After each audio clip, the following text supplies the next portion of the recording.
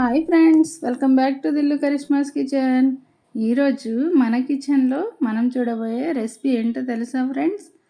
మినప మసాలా వడియాలు. ఈ మినప మసాలా వడియాలు రసం, పప్పు, సాంబార్ దేంట్లోకైనా చాలా చాలా బాగుంటాయి ఫ్రెండ్స్. అలాంటి వడియాలని ఎలా తయారు చేసుకోవాలో చూద్దామా? మన మసాలా మినప వడియాలకి కావాల్సిన పదార్థాలు: ఒక పావు కేజీ వరకు మినపప్పుని తీసుకుని ఈ విధంగా ఓవర్ నైట్ నానబెట్టి పెట్టుకోవాలి.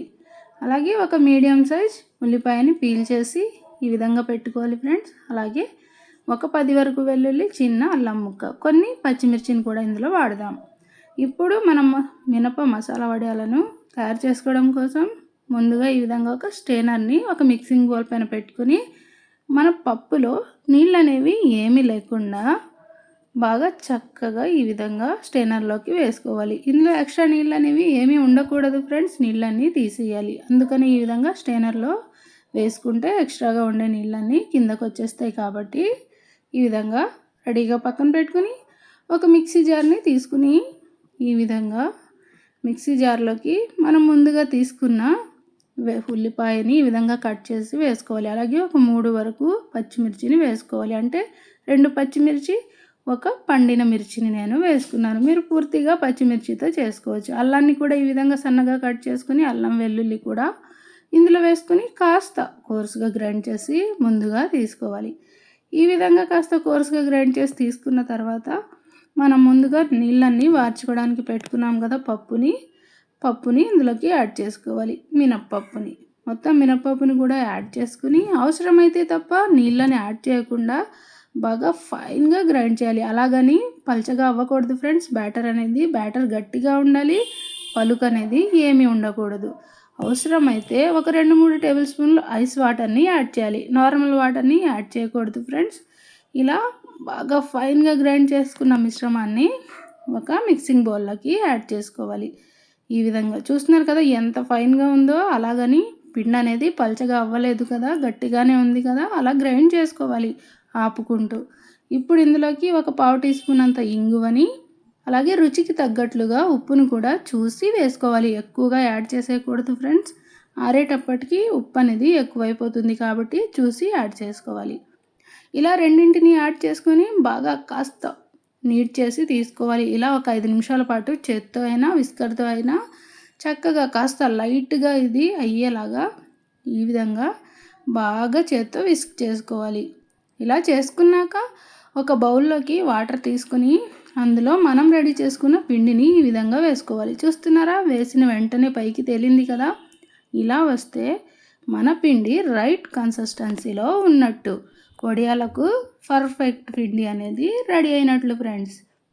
ఈ విధంగా ఇప్పుడు వడియాలను వేసుకోవడం కోసం ముందుగా ఒక గ్లాస్ని తీసుకుని గ్లాస్లోకి పైపింగ్ బ్యాగ్ని పెట్టుకోవాలి. ఇలాంటి పైపింగ్ బ్యాగ్స్ మీ దగ్గర అవైలబుల్లో లేకపోతే పాల ప్యాకెట్స్ కానీ లేదంటే ఆయిల్ ప్యాకెట్స్ కానీ ఉంటాయి కదా ఫ్రెండ్స్, వాటిల్లో ఈ పిండిని ఫిల్ చేసుకుని అప్పుడు వేసుకోవచ్చు.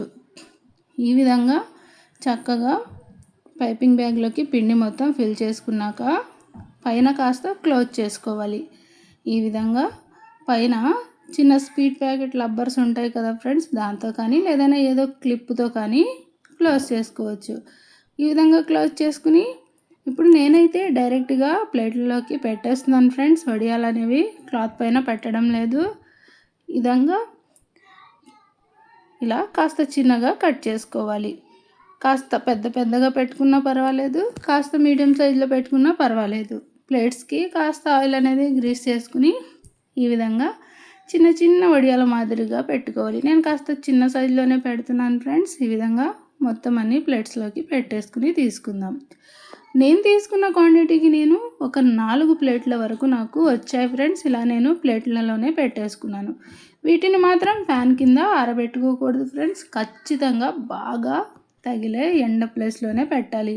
అంటే ఎండ ఉండే దగ్గరే పెట్టుకుని ఆరబెట్టుకోవాలని నా ఉద్దేశం ఫ్రెండ్స్. ఈ విధంగా స్లాబ్ పైకి తీసుకువెళ్ళి పైన పెట్టుకుని ఎండలో నేను ఎండబెట్టుకున్నాను ఫ్రెండ్స్. బాగా ఎండాక చూద్దాం.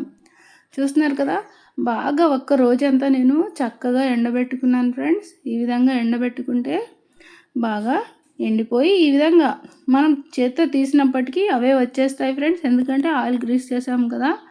ఎంతో చక్కగా వచ్చేస్తాయి. ఆయిల్ పెట్టకపోయినా వచ్చేస్తాయి ఫ్రెండ్స్. బాగా ఎండనివ్వాలి. ఎండిన దాన్ని బట్టే ఇవి డిమోల్డ్ అవ్వడం అనేది ఆధారపడి ఉంటుంది. కాబట్టి ఈ విధంగా బాగా చక్కగా మొత్తం అన్నీ తీసుకున్నాం కదా.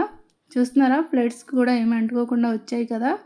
ఇలా ఎండిన వాటిని ఇప్పుడు వేయించి కూడా మనం చూద్దాం ఫ్రెండ్స్. మంచి రుచిగా ఉంటాయి ఫ్రెండ్స్, కరకరలాడుతూ. మనం వడియాలను వేపుకోవడం కోసం ముందుగా డీప్ ఫ్రైకి సరిపడా ఆయిల్ని ఈ విధంగా ఒక చిన్న ప్యాన్లో తీసుకోవాలి. ఆయిల్ కాస్త హీట్ ఎక్కిన తర్వాత పూర్తిగా లో ఫ్లేమ్లో పెట్టుకుని వేయించుకోవాలి. ఇవి వేసిన వెంటనే రంగు వచ్చేస్తాయి ఫ్రెండ్స్. అందుకనే కాస్త గోల్డెన్ కలర్ వచ్చేటప్పటికి బయటికి తీసుకోవాలి. చూస్తున్నారు కదా, వేయించిన వడియాలు అలాగే ఆరబెట్టుకున్న వడియాలు ఎంత క్రిస్పీగా ఉన్నాయో చూస్తున్నారా. పప్పు, చారు, రసం దేంట్లోకైనా సైడ్ డిష్గా చాలా బాగుంటాయి ఫ్రెండ్స్. మీరు కూడా తప్పకుండా మీకు నచ్చిన క్వాంటిటీని తీసుకుని, అంటే నేను 1/2 kg వరకు తీసుకున్నాను కదా పప్పు అనేది, మీకు నచ్చిన క్వాంటిటీ తీసుకొని ప్రిపేర్ చేసి టేస్ట్ అనేది మీకు ఎలా వచ్చిందో డెఫినెట్గా కామెంట్ చేయండి ఫ్రెండ్స్. మరి ఇంకేమైనా రెసిపీస్ కావాలన్నా కామెంట్ చేయండి ఫ్రెండ్స్, చేసి మేము అప్లోడ్ చేస్తాం. అలాగే easy and tasty healthy recipes కోసం దిల్లు కరిష్మాస్ కిచెన్ని ఫాలో అవ్వడం మాత్రం మర్చిపోకండి ఫ్రెండ్స్. మరో మంచి రెసిపీతో మళ్ళీ మనం కలుద్దాం.